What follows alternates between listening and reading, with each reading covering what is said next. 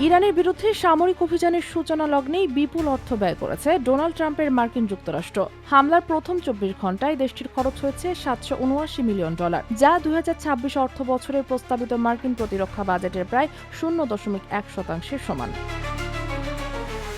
বাংলাদেশি টাকায় যার পরিমাণ চোখ কপালে ওঠার মতোই। প্রথম 24 ঘণ্টায় আমেরিকার খরচ 9,542 কোটি 75 লাখ টাকা। ভাবা যায় ইরানের প্রধান ধর্মীয় নেতা আয়াতুল্লাহ আলী খামেনিকে হত্যা করতে শুধুমাত্র আমেরিকারই খরচ এই বিশাল অঙ্কের টাকা। শনিবার শুরু হওয়া এই অভিযানে যুক্তরাষ্ট্র তার অত্যাধুনিক আকাশ, স্থল ও নৌ সামরিক শক্তি ব্যবহার করেছে। বিশেষ করে স্টিলথ বোম্বার, আধুনিক ফাইটার জেট, পারমাণবিক শক্তি চালিত বিমানবাহী রণতরী এবং দূরপাল্লার ক্রুজ মিসাইল ব্যবহারের কারণেই ব্যয়ের অঙ্ক দ্রুত বেড়েছে দেশটির। মার্কিন সেন্ট্রাল কমান্ড জানিয়েছে, মিসৌরি অঙ্গরাজ্যের হোয়াইটম্যান বিমান ঘাঁটি থেকে 4টি B-2 স্প্লিট স্টিলথ বোম্বার টানা উড্ডয়ন শেষে ইরানে হামলা চালায়।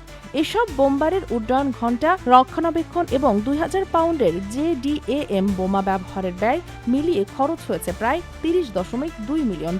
অভিযানে অংশ নেয় যুক্তরাষ্ট্রের আধুনিক যুদ্ধ বিমানও, F-22 Raptor, F-35 lightning II এবং F-16 ফাইটনিং ফ্যালকন এর একাধিক দফা আক্রমণ ও রক্ষণাবেক্ষণ ব্যয় মিলিয়ে আরও প্রায় $271.34 মিলিয়ন খরচ হয়েছে বলে জানাচ্ছে একটি আন্তর্জাতিক গণমাধ্যম। শুধু যুদ্ধ বিমান নয়, বিশেষায়িত সামরিক সরঞ্জামও ব্যাপকভাবে ব্যবহৃত হয়েছে। MQ-9 রিপার ড্রোন, EA-18G গ্রাউলার, আকাশে জ্বালানি সরবরাহকারী ট্যাঙ্কার এবং স্থলভিত্তিক M142 হাইমার্স ব্যাটারি মোতায়েনের ফলে আকাশ ও স্থল সম্পদের সম্মিলিত ব্যয় দাঁড়িয়ে প্রায় $423.57 মিলিয়ন। সমুদ্র পথেও ছিল আমেরিকার শক্তিশালী উপস্থিতি। অভিযানে অংশ নেওয়া বিমানবাহী রণতরী USS আব্রাহাম লিঙ্কন এবং USS জেরাল্ড আর ফোর্ড এর দৈনিক পরিচালনার ব্যয় ছিল প্রায় $15 মিলিয়ন। এছাড়া ভিডিও বিশ্লেষণে দেখা গেছে মার্কিন নৌবাহিনী প্রায় 200টি টমাহক ক্রুজ মিসাইল নিক্ষেপ করেছে, যার আনুমানিক মূল্য $340.4 মিলিয়ন। সব মিলিয়ে মাত্র একদিনে অভিযানের যুক্তরাষ্ট্রের মোট ব্যয় দাঁড়িয়েছে প্রায় $779.174 মিলিয়ন, যা আধুনিক যুদ্ধ পরিচালনার বিপুল অর্থনৈতিক বাস্তবতাকেই সামনে এনে দিয়েছে।